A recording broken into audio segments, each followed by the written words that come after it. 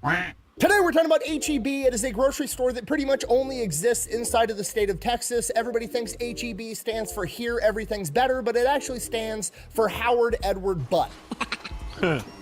Despite operating in only one state, it is the 5th largest privately owned company in the entire United States, generating tens of billions of dollars in revenue, and it is affectionately dubbed the FEMA of Texas. And we're gonna get into all of it right after word from our sponsor. Delete me. Why do you have a commie gun? Well, Brandon's the AK guy. I thought I could be the AK girl. Okay, why? Well, apparently we look alike. You guys do not look alike. No. Wait. No, Brandon, you're not allowed to shave your beard ever, especially if I'm drunk. I'll see you sexy YouTube mother lovers next time. Don't say it like that. All right, here's the deal. Super simple, straightforward business model. You give them money, they turn around and make sure the data brokers on the internet aren't selling your personal information. What does that even mean? Okay, here's the entire internet and every free service on the planet inside of a nutshell, okay? There's the saying, if you're not paying for the product, you are the product. What that means is pretty much anything on the internet that you use, that's a service, whether that be Google, Facebook, Instagram, Snapchat, all of it, okay? It's all an app. So one of two things is happening. They're either gonna feed you ads, and that's how that company makes money since their service is free, or they're going to collect your personal information, then turn around and sell it to data brokers on the internet, and then they're going to turn around and sell it to whoever buys it, and next thing you know, you're getting 17,000 robocalls every single day. And that's where Delete Me comes in. They will look through all the major data brokers and find the ones that are selling your personal information and submit opt-out requests on your behalf, and then they are legally obligated to comply. And then they'll continue to monitor these data brokers, and if they get your information again, Delete Me will submit an opt-out request again. Basically, you're paying Delete Me to get rid of all the downsides of all of the free stuff on the internet, which I think is absolutely worth it. If you want to check them out, I'll have a link and a discount code down below. Let's get back to the video. All right, here's the deal. I have been asked thousands of times to do a video about H-E-B. I have experience with H-E-B. For those of you that don't know, I have a podcast down in San Antonio, Texas. I fly down there every month to film episodes with my co-hosts, Brandon, Cody, and EY. I have some H-E-B experience. I've been to the grocery store multiple times. There's nothing overwhelmingly special about it from an outsider looking in. You go in, it's a nice grocery store. It's big, it's cool. Never they been. have good food, but they don't appear to be doing anything different than any other major chain grocery store. And then I found out on my last trip to Texas, they are in fact way different. About 30 minutes from where we film our podcast is Kerr County, Texas. They were hit with massive flash flooding. It destroyed homes, buildings, infrastructure. It wiped out an entire fire station. People were hurt. People were killed. It was a complete disaster and very unfortunate situation. Clint Sanders, the guy that runs Bunker Branding, my merchandise company, and his wife Jenna are both from Kerr County. They grew up there their entire lives. So as soon as that disaster hit, they were using Bunker Branding in its warehouse as a point to gather up a bunch of supplies, and then they were shuttling them into Kerr County to whoever needed them. So while I was down there, me and the guys over at the Unsubscribed podcast took a day and we grabbed our trucks and we were helping them move all these supplies into Kerr County. And when I got there, H-E-B was there. And when I say H-E-B was there, I don't mean they sent a truck full of supplies and were handing it out to people. No, they had an entire disaster relief operation on par with FEMA or the National Guard up and running the entire time. They had semi-trucks that were specially kitted out to be mobile kitchens, cooking thousands of hot meals and giving them out to people. They had tons of food, tons of water. They had places for people to charge their cell phones. They had places for people to shower. They had a mobile pharmacy handing out medication. It was a full-on professional disaster relief effort by a fucking grocery store. It was overwhelmingly obvious this was not something that H-E-B threw together on a whim. This was like a professional team with professional equipment doing this job, and it's ran by a grocery store. So naturally, I had some questions. So I started asking the people around, and that's when I find out that, you know, they all love H-E-B. They're literally nicknamed the FEMA of Texas, and H-E-B responds to natural disasters in Texas and the surrounding area, usually faster than the United States government does. And that's great. That's awesome. They're doing fantastic things, but my business brain is like, how in the fuck is that possible? Because I know that grocery stores are one of the most cutthroat, razor-thin margin industries that you could possibly operate in. Hy-Vee, for example, which is like the major chain grocery store in the Midwest, operates on a 1% profit margin. For every dollar they sell, they make 1 penny. So how on earth is H-E-B making so much money selling groceries that they're able to basically fund their own version of FEMA and do all this charity That's work? crazy. Clearly, they're doing something different than everybody else, and I was determined to figure out what it was. So those let's take generators? it from the top. All right, our story begins in the early 1900s with the parents of H-E-B, Howard Edward Butt,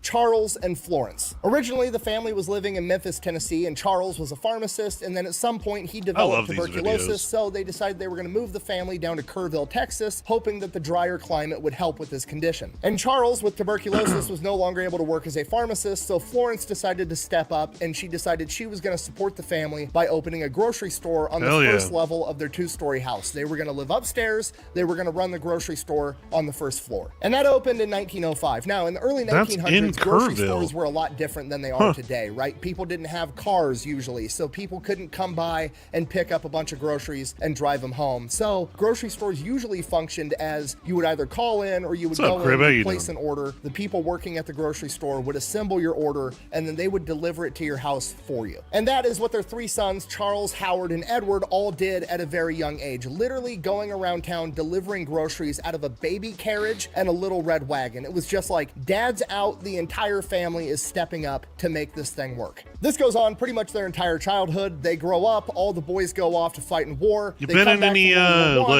Twitter battles Howard today? Takes over the grocery store and retires his mother Florence. So Howard's running the show now, and by 1922 he has a stroke of genius. He sees the writing on the wall. Automobiles are becoming more and more prevalent, and hey, people would probably be willing to come pick up their own groceries and pick them out themselves. So he changes the entire function of the grocery store and is really one of the early adopters of what is a modern grocery store. He changes the name of the grocery store to CC Butt Grocery, CC standing for cash and carry, telling the audience, hey, you bring in cash, you carry your shit out, you fuck off. We're not going to deliver groceries anymore. And this is genius because in exchange for that, he's saving time, money, and labor by not having to pick out all the groceries and not having to pay a delivery guy. Dude, there's like so many YouTube. I can't even keep up with like how much content is being put out. So his grocery store becomes very popular in the surrounding community. And on top of that, the way the old grocery store functioned, they didn't have debit cards and like writing checks and stuff. So when you were, calling into an old grocery store, placing your order and having it delivered to your house, they would just send you a bill at the end of the month, which, as bills work,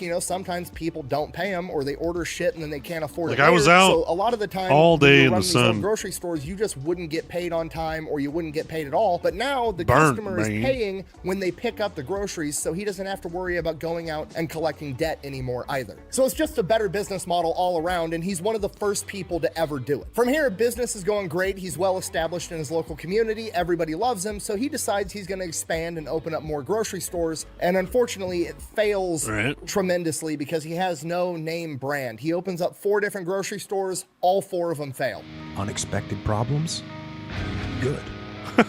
We have the opportunity to figure out a solution. And because this guy's a business genius, he realizes it's not his company, it's not the way he does things, it's not the way he runs things. He just doesn't have the right marketing. He doesn't have the name brand. The name brand at this point in time is Piggly Wiggly. What? And lucky for him, Piggly Wiggly is a franchise. So what he does is he actually buys the rights to use the name Piggly Wiggly in 3 separate locations, and he opens up 3 Piggly Wigglies, but he runs them the same way that he runs his grocery store, CC Butt Grocery. And they do great. So then he ends up buying out 3 Wait, more does Piggly HEB Wigglies that are own already Piggly built, Wiggly? And he starts running them the same Is way. Piggly Wiggly still around? One. And then once they're established and matured in the community and everybody knows how this new form of grocery store operates, then he changes the name over to CC Butt Grocery.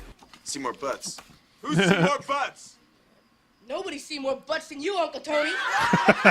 It's like grocery store guerrilla warfare. It's fucking beautiful. By 1935, all the other grocery stores are doing the same thing he was originally doing, so that wasn't really special anymore. So he renames the grocery stores again from Cash and Carry because it's no longer needed. It's just obviously implied at this point. So he renames it H.E. Butt, Howard Edward Butt Grocery.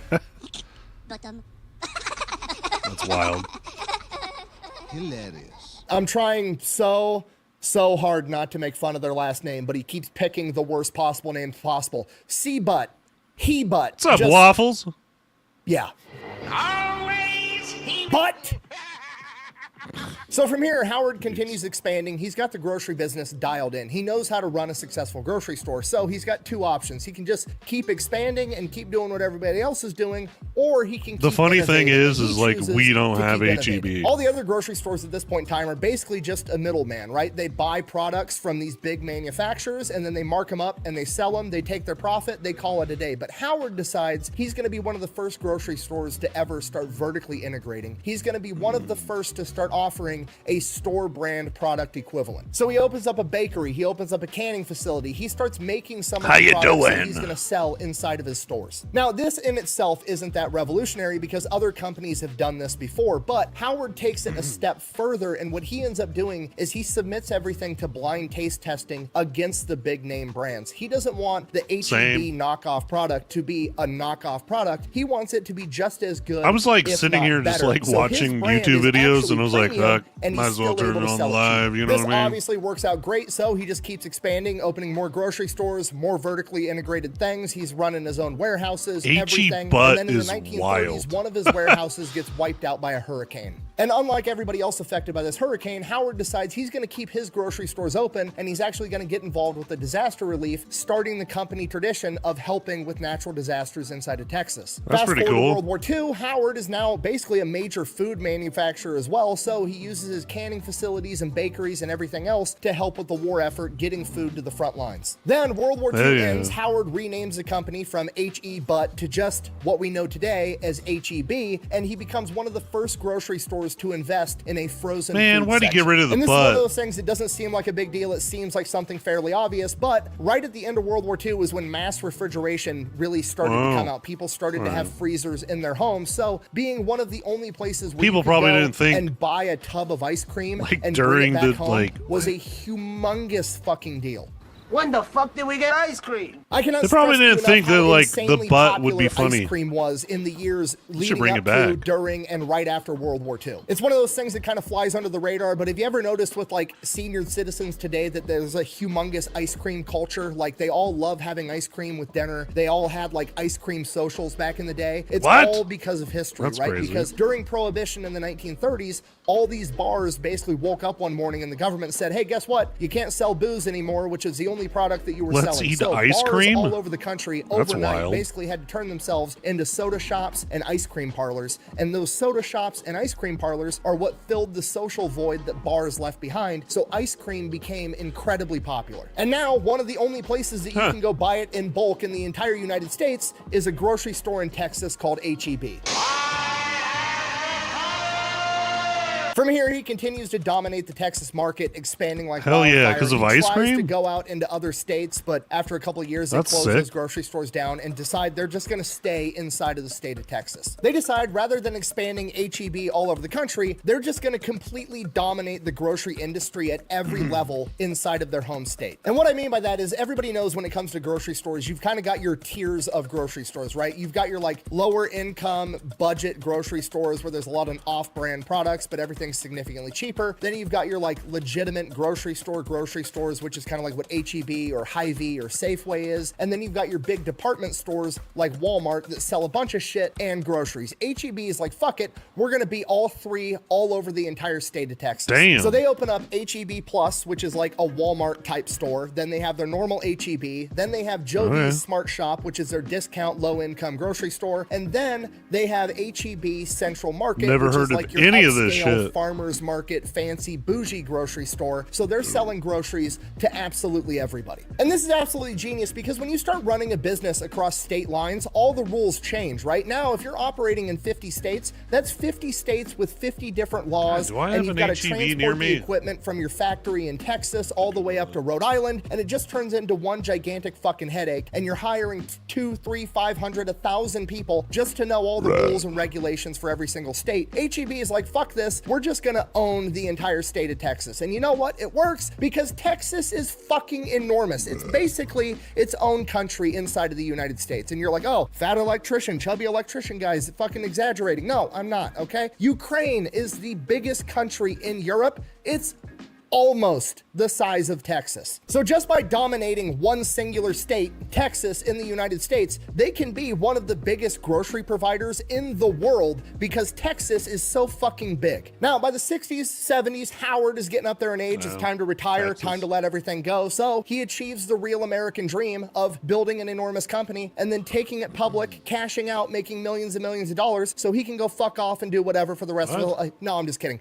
He achieves the real American dream of building something incredible and then handing it off to his sons and letting them take over the reins so he can sit back, relax, and watch his sons continue to kick ass for the rest of his life. And that's exactly what they do. They continue vertically integrating the company. HEB now owns the biggest milk processing plant in the state of Texas. They own an ice cream factory. They own multiple manufacturing facilities. They own over 400 grocery stores all over the state of Texas, and they have that entire community on fucking lock. They are literally a grocery store chain that operates in one of 50 states, and somehow they are the 5th largest privately owned company in the country, bringing in over $46 billion a year. So while the rest of the competition is going out here hiring guys with business degrees that know what they're doing, aka cutting a bunch of corners to maximize profits, being very short-sighted about everything, his sons are out here building an empire that's going to last forever. And you want to know what they do with that empire? A bunch of good shit. It's legitimately a good place to work, according to every source that I could possibly find. Like Walmart, for example, their competition is in the lowest 35% of employee satisfaction and retention rate. HEB is in like the top 5%. 50% of HEB employees said they would not take another job in a similar field if they offered them more money. Technically now the Butt family only owns 90% of HEB. The other 10% they gave to the employees. So every year, every employee, even the part-time ones, if they work 1,000 hours, gets a bonus check at the end of the year for whatever their cut of the corporate profits are. And on top of that, they do a ton of charity work. They donate millions of dollars a year, not just to disaster relief, but to education funds. They donate back into their communities, back into the employees themselves, and they're well known for being one of the biggest retail chains to give small companies a chance. They're well known for letting small companies that are either owned or started up by disenfranchised people or founded in Texas or founded by veterans to get inside their stores probably sooner than they should to help those companies have a chance at competing in the marketplace, which is, you know, a great plug because I know of an energy drink company founded by a bunch of veterans. Oh my God. That would look pretty good inside of HEB. Is that a shameless plug? Yes. And it's the choice of a new generation. Dude, he owns so many companies. Don't judge me, okay? I gotta shoot my shot, all right? We've got Echelon inside of pretty much every PX and every military base in the country. It would look really good inside of every HEB in Texas, too. Sorry, anyways, this brings us back to the disaster relief thing. They've been providing disaster relief to pretty much every natural disaster to hit Texas and the surrounding area since the 1930s, and they did way more than I even saw on the ground over in Kern County. HEB has a full-time disaster relief team. They're literally running their own miniature version of FEMA that somehow responds faster than FEMA. On their HEB website, they have advice, tips, tricks, weather tracking to help people know how to survive a natural disaster. And then when the natural disasters do hit, they mobilize massive convoys to go in with mobile kitchens, showers, cell phone charging, food, clothes, medicine, absolutely everything you could want. HEB is on the way to get it to you. And then they donate millions and millions of dollars back into that community to help with the reconstruction. Now, we don't know what the totals are for Kern County, Texas, because that disaster is still kind of unfolding and just now getting addressed. But in 2017, with Hurricane Harvey, they donated $6 million towards reconstruction, had 60,000 hot meals distributed, and 150,000 cases of water. Which raises the question, how in the fuck are they able to do this? Because like I said, grocery stores are the most cutthroat, razor-thin margins that you can imagine. Literally like a 1% profit margin on product. How do they have tens of millions of dollars to donate back into these communities and then have a full-time emergency response team on hand whose entire job is to track the weather and respond to natural disasters for their community? I, for the life of me, could not figure out how they had the money to do this. So I dug and I dug and I dug and I finally figured it out. And it's fucking genius. The way HEB is managing to make so much money, I believe, is because they're not just a grocery store that's vertically integrated making a bunch of their own products. They're also a real estate developer. Somewhere along the line, HEB realized that going to the grocery store is, you running errands. And you know what makes running errands really convenient is if all your errands are in the same place or even the same parking lot. So what HEB noticed is whenever they throw up a grocery store, people were coming to their grocery store because people got to buy groceries, right? So then other businesses would buy up all the lots next to them and throw up their company and basically use that as the excuse of like, okay, well, I'm going to get more business now because people are going to come buy groceries and then I'm right next to where the groceries are, so they're just going to pick me out of convenience. So HEB, realizing this, said, you know what, fuck it. When I'm going to open up a grocery store, I'm going to buy 10 times more land than I need, and I'm going to develop the entire area. We're not just going to build a grocery store, we're going to build the strip mall attached to it, right? So you're going to come into our one gigantic parking lot where there's HEB, and then there's 20 other stores on each side, and we're going to build those buildings, and then we're either going to sell them or we're going to lease them out to those companies because we're increasing that property value just by existing there, and we're going to make a bunch of money when we do it. You smell that? What is that? The cologne? That's wild. No. Opportunity. That makes sense. No. Money.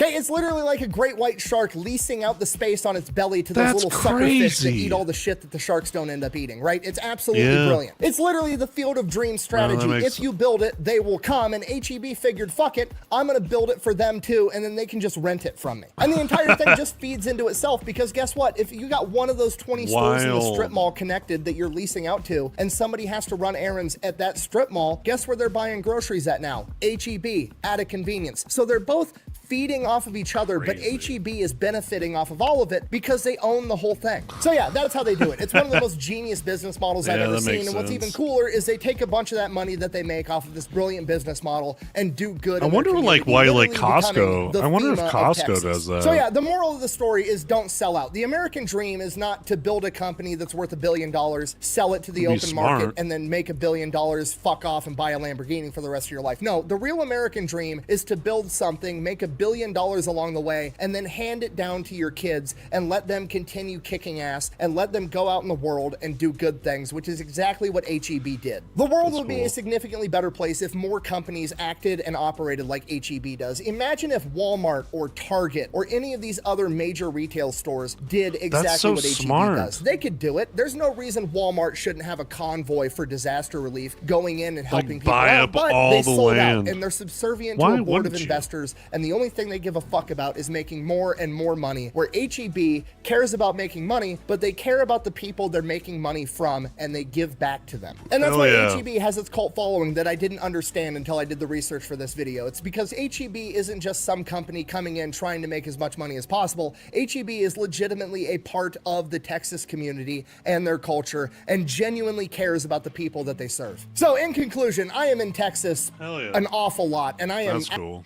HEB, legit. That's cool.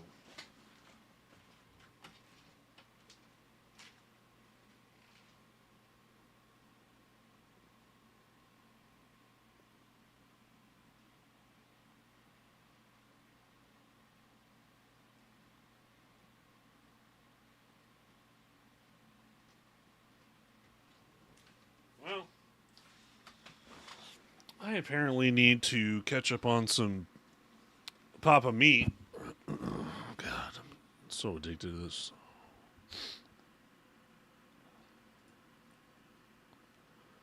Papa meat, dude. I'm so behind. Yeah, I wanted to watch this one. Welcome back to the Papa Meat channel. How you doing? How you doing? Coming and sitting down because today we're going to be talking about one thing I think a lot of people think we do on this channel. Fake disabilities. Living with a disability can create significant challenges in one's daily life. Not only do you have to adapt to physical and cognitive limitations, but the entire process can take on you financially, emotionally, and even socially. Of course, many people are still able to thrive and live a great life even when living with a disability, which has bred a wholesome genre of content on platforms like TikTok, where you get to see people living with shit and also just being like, I don't give a fuck, dude. It's my life and it's now or never. I'm gonna live with a disability. These videos showcase people with disabilities excelling at certain tasks, spreading the message that their condition doesn't limit them from doing what they want to do, and it opens up a conversation about how society looks at people with disabilities, discussing things like employment, discrimination, and accessibility issues. While most people people wouldn't wish these conditions on their worst enemy. They would gladly play the part for a day if it means gaining something in return, like streamers who pretend to be paralyzed for pity donations. Easily outgeared. Oh my god. That's why today Wild. we're going to take a look at people who fake disabilities with motivations that range from financial gain to freaky and bizarre perversions, because it's a Papa Meat video and we go there. Sorry. So, without further ado, today we're talking about people who fake disabilities. People have been using this wave of positive disability content for something far more sinister, like the birth of AI Down syndrome thirst traps. Oh my gosh. I just had a fucking stroke. Holy shit. It's become a trend on Instagram and TikTok to use AI filters that alter one's face to make people appear as if they have Down syndrome. Accounts have been taking horny female thirst traps of OnlyFans content, altering them to look disabled, using captions like, "Does having Down syndrome mean I won't find love?" while they shake their ass at the camera and they pop their pussy and all that kind of stuff. Really? The comments are just that's where we're insane. Some of these boys, man, I tell you what, they need to find God. Is what they need to find. I didn't know that was a thing. I didn't know like you could accounts, which really be run by fully oh my gosh, AI dude. deepfake What is models. wrong Some of with the videos people? being used to promote adult content were taken from women as young as 16. What the fuck? Years old. What the fuck? This trend has resulted in what the massive spread in fuck, search dude? terms like Down syndrome fitness girl and Down syndrome beautiful girl. Many people are disgusted by the trend. Wait, there's really people that are using AI to fake that they have Down syndrome? Are you kidding me? That's wild. Not just over the ethical qualms of deep faking people without their consent, but the exploitation and fetishization of Down syndrome for profit. While in most cases, didn't the like source Joey videos get are stolen by didn't Joey Swole get like have purposely canceled this utilized week? these filters to ride the wave That's and crazy, boost their dude. view counts. Many have deleted their accounts upon think being it was something to do exposed, with as their Hulk Hogan. followers could clearly see that their Down syndrome randomly appeared out of nowhere when the trend started. And the issue gets even worse when you see just how many people are willing to fake disability out in the real world rather than just online. It takes a wild lack of shame to willingly do That's something wild. like this. And when it comes to people that can't experience shame, nobody can hold a candle to Disney adults. That's right, baby, we're talking about Disney adults. Did you see it? At Disneyland parks, there used to be something called Guest Assistant Card, which aimed to accommodate guests with disabilities by creating a less stressful environment. Yeah, GSE yeah. Pass allowed people to access alternate ride entrances, enjoy air-conditioned waiting areas, receive front row seats to shows, and sometimes even bypass lines. Oh, entirely. dude, my People uncle slowly told me began about realizing that this. They could abuse the system in order to improve their Disneyland experience, and soon. Yeah, you have to have like an interview. Faking disabilities to get one of these fucking cards, man. In some instances, Yeah, you people have to with have a- legitimate disabilities started illegal businesses in which they hired themselves. Oh my out to gosh, I strangers just heard about to this, allow like, them to last receive year. Benefits. Disney adults would pay for disabled people. So to my go to the park cousin, with them so they she's could get the fuck disabled. passed. Hello, the rampant abuse got so intense that Disney had to. And they had to go through like an interview process in order to prove that she was disabled. I was like, that what? That's crazy. Because people do fake it. Eventually changed the entire system, Wild. replacing it with Disability Access Service in 2013. The pass required slightly more effort to obtain, requiring an initial meeting prior to the visit. Yeah. So they basically made it Yeah. so it's like, what is it, like a pre-check for a flight. TSA pre-check. To make sure. Yeah. Disney adults were like, hey, did you want to participate? Are you actually disabled? Yeah. This is crazy. I didn't know. Now, rather than bypassing lines, DSA pass holders would be given a reserved time that allowed them to walk freely instead of waiting in long lines. Of course, this soon became heavily abused as well, and Disney eventually got fed up with people pretending to have disabilities, instilling a lifetime ban on anyone that was dude? caught lying to receive a DAS pass, which, to be fair, I think is fair. Yeah, if you're faking a disability. If you're faking the fucking disability, it should be a one-time. It should be like, okay, no more. I'm sorry, I hate waiting in lines. The constant abuse of this system has resulted in the DAS passes being much harder to obtain, to the point where people with actual disabilities are turned down when applying for them. Some people have told stories of humiliating interviews where they desperately tried to convince the interviewer that their disability isn't actually real, only to sternly be rejected, which I think is a sign from God to say, this park's kind of fucking cringe. I think I'll just go somewhere else. Am I wrong? No. But I want to experience the joy they give. They get a Disney wild. World. I want to walk around with Anakin Skywalker, Lightsaber my lightsaber, and then get an autograph from Goofy and blue milk. and blue milk, and then ride on Space Mountain like a million times. My DAS pass.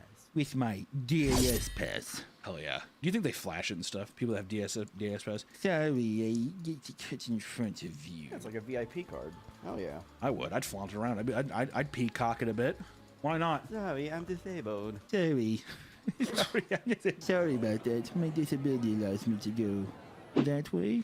Wait! We want to thank today's sponsor, GamerSubs, our longest GamerSubs sponsors on this channel. You can go to gamersubs.com to get caught up abusing systems like these in order to reap the benefits. It goes far beyond theme parks, like with a police officer that claimed $600,000 over a fake injury. Taxpayer money! That's why fucking money! Nicole Brown, a cop from Westminster, was on a job in 2022 when she encountered a suspect of a crime. During the arrest, the man ended up striking her on the forehead and causing minor injuries. Damn.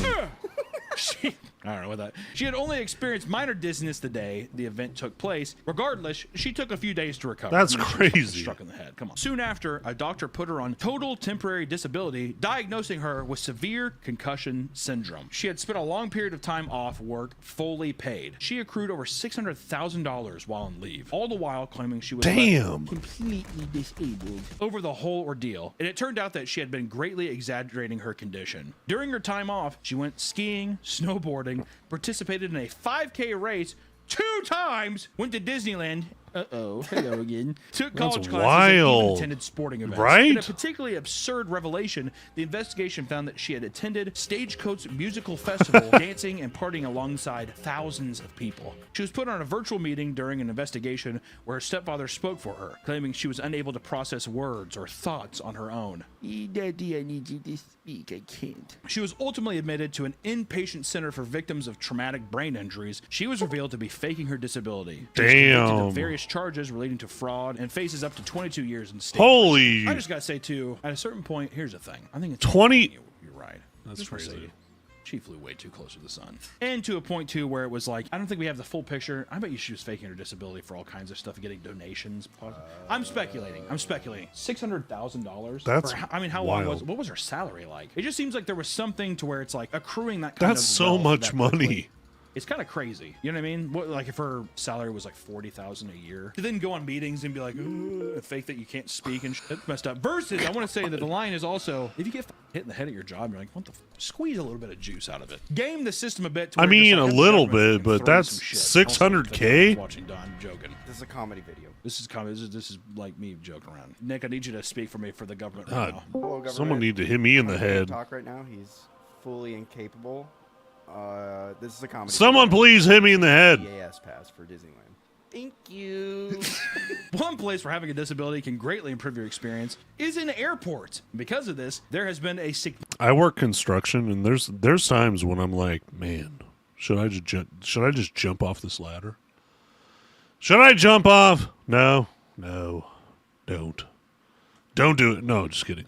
significant rise in flyers pretending to need wheelchairs. Because as you all know, if you've ever ridden on an airplane before, people in wheelchairs, primarily, why the fuck do old people need to fly? So I'm not going to get into that. Should I jump off this?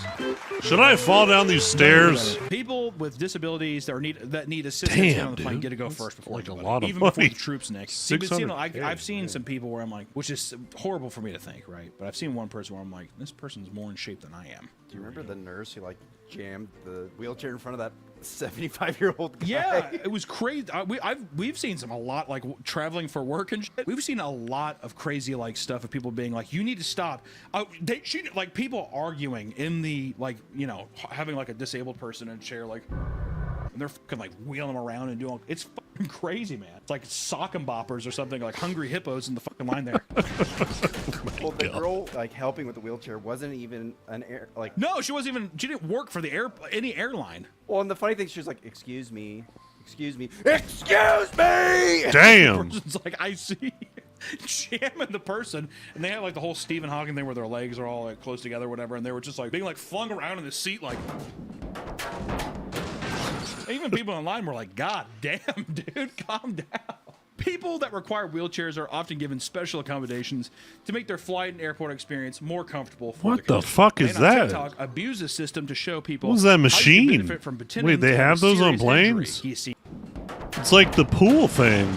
more comfortable for their condition. Wow. And on TikTok abused the system to show people how you could planes. benefit from pretending to have a serious injury. He's seen cutting lines, getting priority boarding, receiving multiple seats for himself, and being wheeled around by airport staff. That's a piece of shit. That's actually a fucking disgusting human being. Do you remember at the casino, the guy in the wheelchair and the girl that they were going on a cruise ride? Yeah, this guy had a girl on his lap, and he was like driving around. He like had his hand in there. He's like, wee. I mean, it looked like he could actually have used the chair, but still, it's like, I think that old boy, he was peacocking for sure. It's become much more common for people to abuse the system, which has been referred to as miracle flights due to the passenger suddenly standing up in their wheelchair once the flight is over. Oh my God, you're healed! After a Frontier flight, one man witnessed 20 people enter the plane on wheelchairs, Not really. only for just 3 of them to be used when the plane landed. Another man posted to social media after seeing an entire family of 7 in wheelchairs being pushed around by staff. According to him, all 7 of them... I will say, so like, we went to Georgia with my grandma in a wheelchair, and I feel like it was, even though like she was in a wheelchair, it seemed so much like more of a hassle, really. I mean, like boarding the flight was okay, but like trying to get to like connect, I mean, I don't know. It wasn't a fun experience. We're like pushing around everywhere. We definitely, we weren't accommodated at all. Got up. Like I thought, because she was disabled, like I thought for like connecting flights, I thought that maybe they would be accommodating in a sense of like, you know, when you go to the airport, they have those like little cart things, like where they transport people back and forth. You see them all the time. I mean, I guess maybe you have to like get a hold of them earlier, but I mean, we were pushing her. We had a connecting flight. It was like we had to be there now, and we freaking grandma was. We were pushing her like crazy. There was no. I mean, you know what I mean? It wasn't like accommodating at all. I mean, she was disabled, and I guess maybe.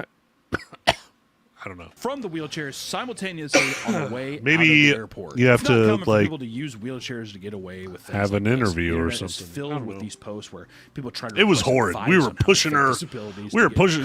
She was like she felt the hair in her wind. It was crazy. They wanted to attend was sold out, so they decided to buy a wheelchair accessible seat as well as rent a wheelchair for the night. He starts asking around for advice on how to make it seem more I'm believable, learning something. with tons of comments advising him on how to sell the lie as effectively as possible. Maybe People we should have taken awesome. more. To This those was that only like criticized 2 years him for ago. being an asshole, he responded by saying that he had a great time, adding that people held doors open for him. Oh, and it was bought him horrid. free beer. It was horrid. It's one thing to do something like this for something minor, like, I don't know. But I think this is where the video is going, is like people take advantage of it, and you know, maybe they should, if it's real, because we didn't have a clue. We messed that up.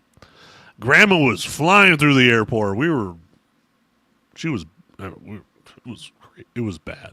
Concert, or I don't know, like when I was young and when you first got your driver's license pass, you go to Walmart. But we did get on the airplane because first. you're an idiot. You're dumb. As a child, you don't realize that like this is extremely inconsiderate what you're doing. I completely understand that. You're a piece of shit, and I deserve to die. Maybe not to that extent, but you know. But this pales into comparison to those who use it to satisfy their sick sexual desires. That's right. Some people will gladly fake a disability simply because they want a nice, attractive woman to change their diaper. Look at that What? photo. No. I know, this photo is fucking What the unbelievable. fuck? Rutledge Diaz IV, a 31-year-old man from Louisiana, was There's found 4 of to be paying them? healthcare workers to change his adult diapers. This man claimed to have special needs and was unable to take care of himself. He posted various fake advertisements online trying to lure in healthcare workers who thought that they were coming to provide home healthcare for a made-up character named Corey, described as his 18-year-old brother who was mentally and physically handicapped. Rutledge Oh, that's fucked would then up. pose as Corey and have the worker change his diaper to fulfill his strange fetish. For this, he was charged 10 counts What of the sexual fuck? battery and human trafficking in 2019. One victim spoke out about it, stating, quote, "I used to believe that almost everyone in the world was internally good. In this case, I was wrong."